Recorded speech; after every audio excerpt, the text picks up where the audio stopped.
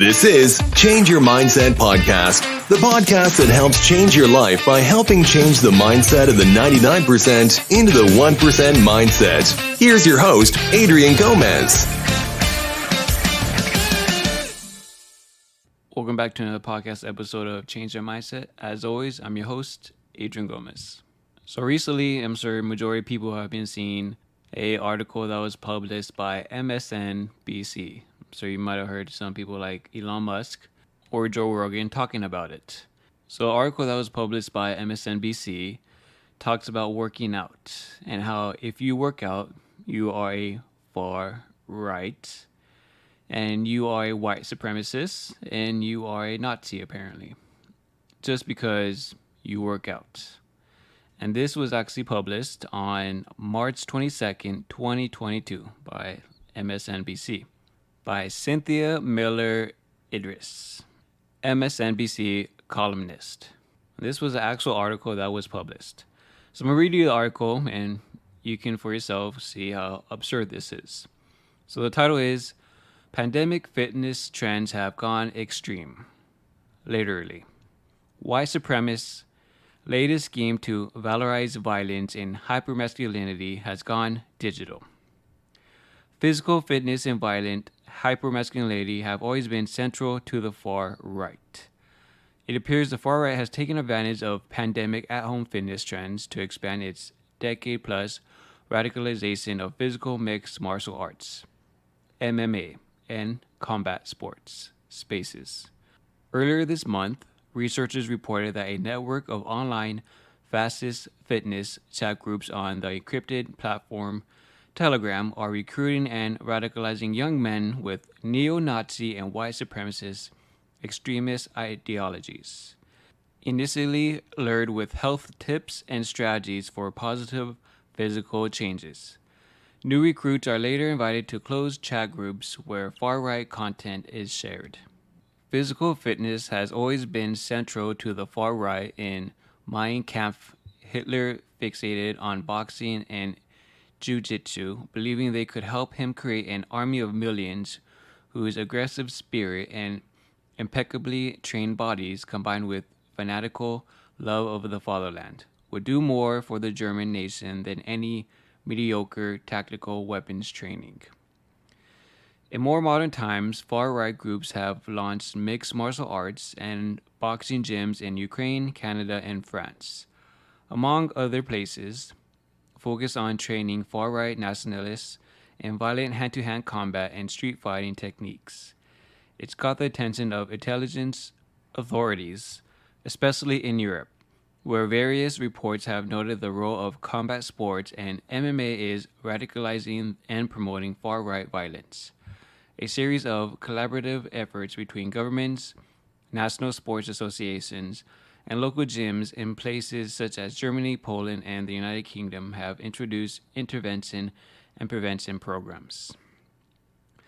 The U.S. is comparatively far behind, which will only become more and more problematic, especially since the phenomenon is growing in the country, building on the established fight club culture of MMA far-right extremists. The leader of a Maryland skinhead group, for example, once ran a gym to recruit and train white supremacists in mixed martial arts.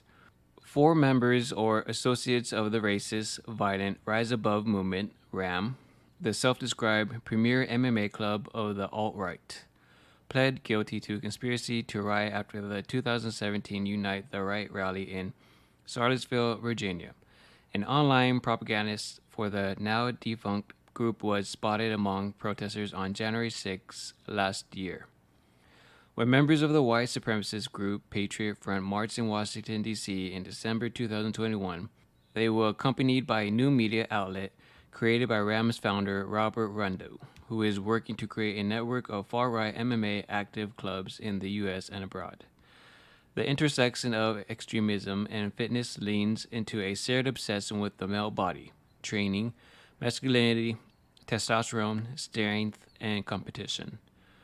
Physical fitness training, especially in combat sports, appeals to the far right for many reasons. Fighters are trained to accept significant physical pain, to be warriors, and to embrace messaging around solidarity, heroism, and brotherhood. It's championed as a tool to help fight the coming race war and the street battles that will precede it. Recruits are encouraged to link individual moral virtues such as willpower, decisiveness, and courage with desired collective traits such as virility and manliness. This also works in reverse, with white supremacists encouraging potential recruits or activists to stay in good physical shape as a way of managing self presentation to the public. The neo Nazi blogger Andrew Anglin advised his followers that fat people should be required to commit to losing weight if they are to stay involved with groups or in person gatherings, noting that continued obesity should not be tolerated. With recruitment now moving from physical gyms to chat rooms, live stream fights, tournaments, festivals, and even combat sport video games, we're seeing extremist fighting culture being combined with an entertainment culture that already valorizes violence and hypermasculinity. Fitness, of course, is a staple and a hobby for many people, for whom it is enjoyable and rewarding for brain health and overall well being. Physical fitness channels dopamine, adrenaline, and serotonin in ways that literally feel good, intertwining those feelings with hateful and dehumanizing ideas, while promoting the concept that physical warriors are needed to create the strength and dominance to defend one's people from a perceived enemy. Makes for a dangerous and powerful cocktail of radicalization. For those of us working to find better pathways to reach at-risk youth, understanding the ways that far-right groups recruit and socialize youth in ways that go well beyond rhetoric and ideas is crucial. It's critical that leaders, including parents, physical trainers, gym owners, coaches, and others in the fitness world, understand how online grooming and recruitment can intersect with spaces that we generally think of as promoting health and well-being. The realm of online fitness now provides a new and ever-expanding market for reaching and radicalizing young men, and it requires our targeted focus and resources to try and stop this cycle. And that is the end of the article. A lot of things I read and see nowadays I think is ludicrous. Just like this article.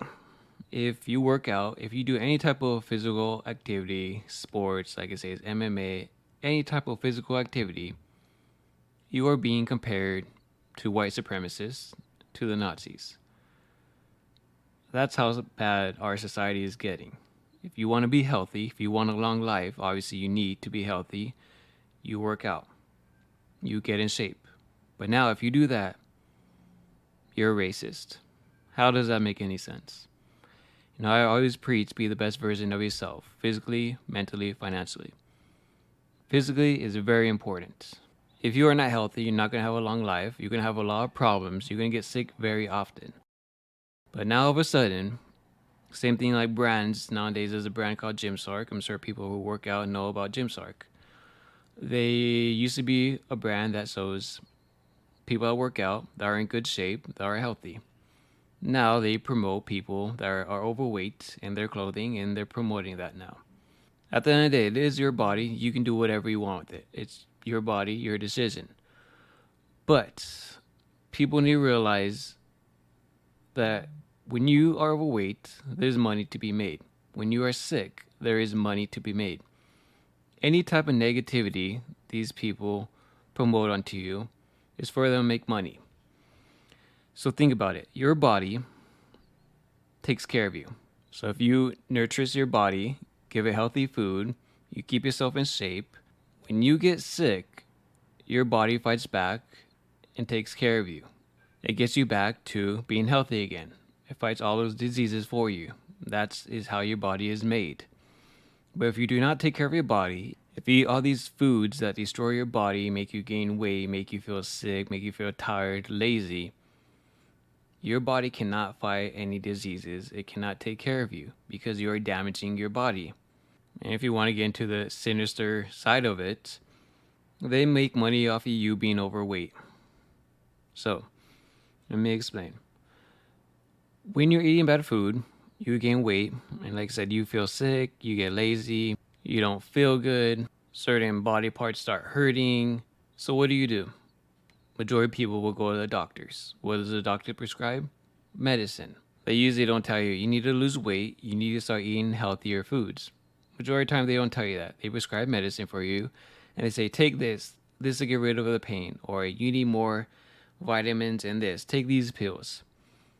So at the end of the day, Big Pharma is making money off of you just because you are sick. But if you were healthy, if you were eating right, you were eating your vegetables, fruits, and so forth, you wouldn't have to go to the doctors because your body will take care of you. But this is how they make money. They want you to be overweight. They want you to be lazy. They want you sick. Because think about it. Everyone that's like that, they go to the doctors and hospitals, right? You're not feeling good. You feel like you're going to have a heart attack. Whatever it is, they make money off of you. And it's an endless cycle because people don't want to be healthy. People don't want to work out. So they just keep prescribing more medicine, more surgeries, whatever it is. And they keep making more and more money off of you. And all this could be prevented if you worked out, not eat all these junk foods as much, eat better and healthier food. All that can be prevented. And I have people in my family that are heavily overweight and they're obviously not very healthy. And most of them have knee problems because when you're overweight, all that stress goes to your knees. But did you know, for every pound you weigh, your knees receive 4 times the amount of stress?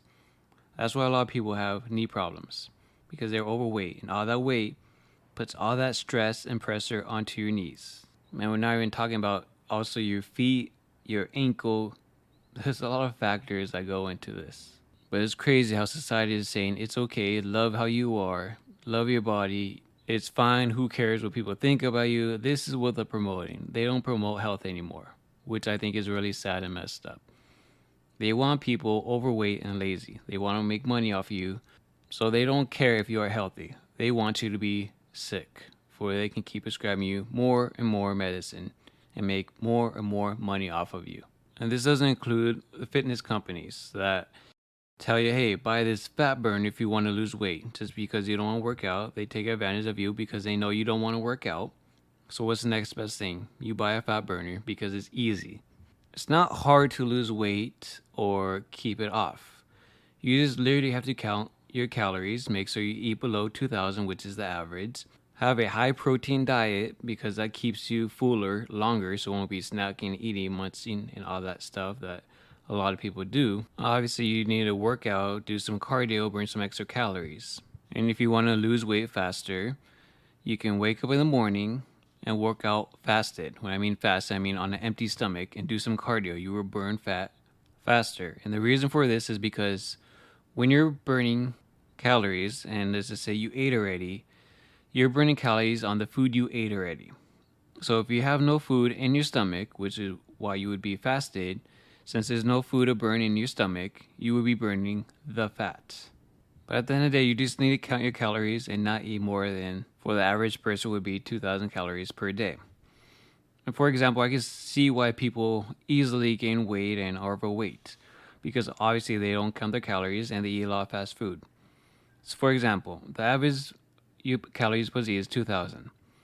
So McDonald's meal, Big Mac meal, is 1,120 calories. So once you eat that, for the rest of the day, you have 880 calories to eat left over. Obviously, that's not healthy food, not something you want to be putting in your body because it's not healthy food. It's, in my opinion, fake food. It's not even real. But the problem is, people don't count the calories. If you're trying to lose weight, be in a calorie deficit. And do it the healthy way and don't go to the extreme, because obviously you can get sick and that's not the healthy way to lose weight. And like I said, the fitness industry, they make a killing off of you. What I just talked about, they would try to sell you fat burners. They would tell you, here's a meal plan. This is another way for people to make money off of you. I just told you how to lose weight for free. But some people will sell you this information. And that's the truth. Like I said, if you want to lose weight, it's up to you. You can do it. And just think about it. Sometimes healthy food doesn't taste good. In the short term, it doesn't taste good. But in the long term of your health, it's beneficial and it's good for you. Same thing like food that tastes good, fast food, sweets, desserts. It tastes good in the short term, but in the long term, it's bad for you. You can get overweight, you can get sick. It's all about short term and long term. Majority of the population want the short term. They don't care about the long term. And I'm going to read to you right now how severe obesity is, because a lot of people don't take this seriously. And of course, a lot of people won't be telling you about this as it is. So, what is obesity? Obesity has become a growing public health problem both in the US and worldwide.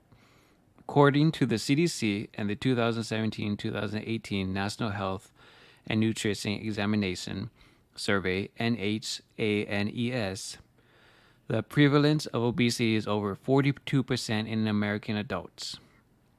Childhood obesity rates are also rising, with almost 1 in 5 children in the U.S. suffering from obesity.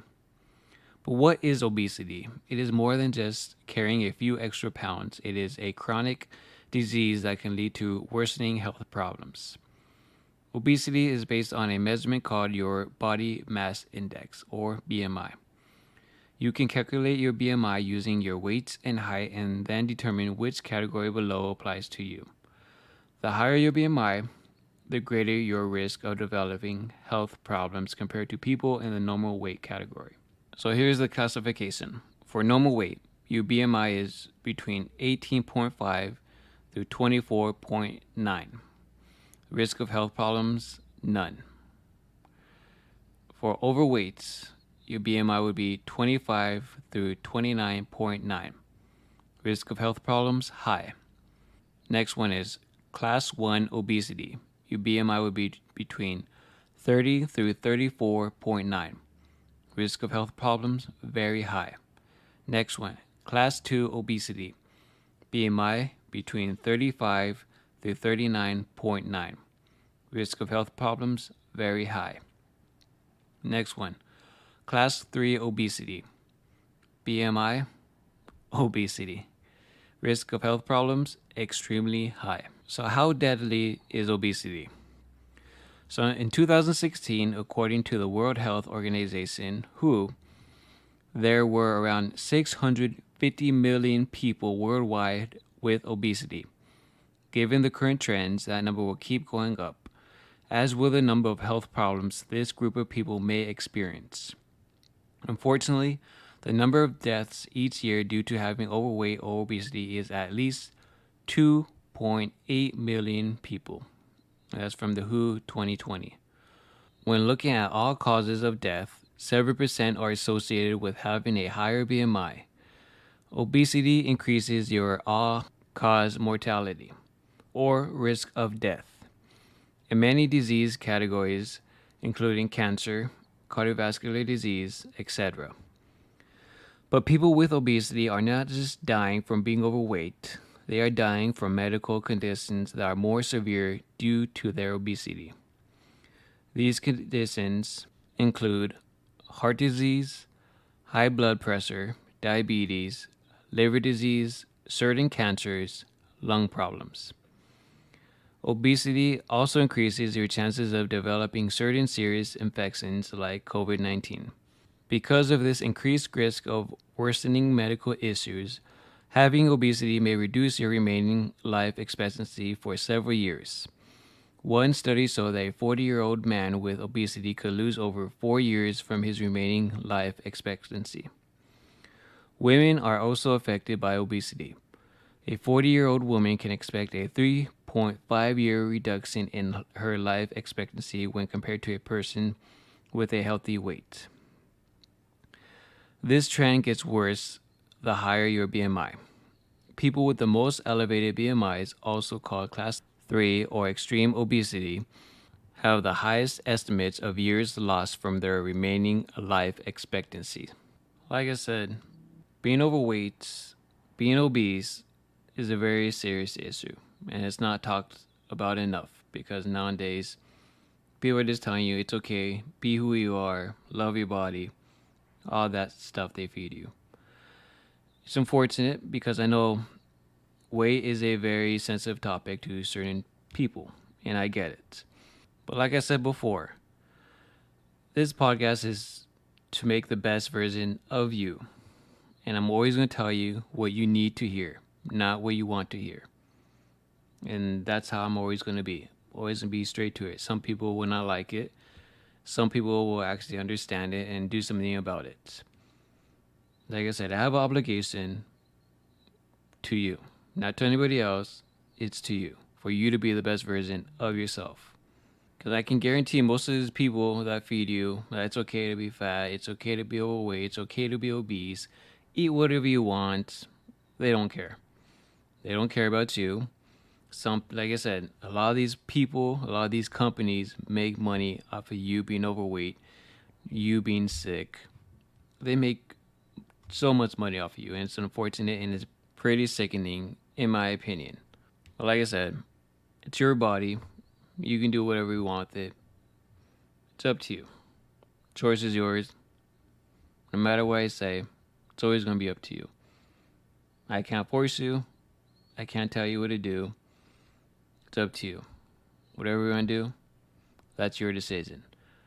But you need to realize the choice you make is your choice. So if you decide to make the wrong choice, that falls back on you. You have no one to blame but yourself.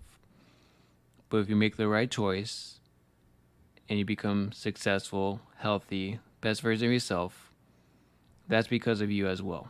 Nobody else, that's because of you. So close out all those shenanigans you hear from all these people saying that you're a white supremacist, you're a Nazi if you work out, if you do any type of physical activity, or say that you have fat phobia with all this baloney they're telling you. Just ignore it. Go out there and be the best version of yourself. And remember, health is wealth. That's going to be it for this podcast. I appreciate you guys, as always, for listening. Thank you for Patron member Blade262 for supporting this podcast. Truly does help. If you'd like to be a Patreon member, the link will be in the description below. Thank you guys, as always. I wish you the best. Take care. Bye-bye. Thank you for listening to Change Your Mindset podcast. Be sure to tune in every week for a new episode. As always, change your mindset to change your life.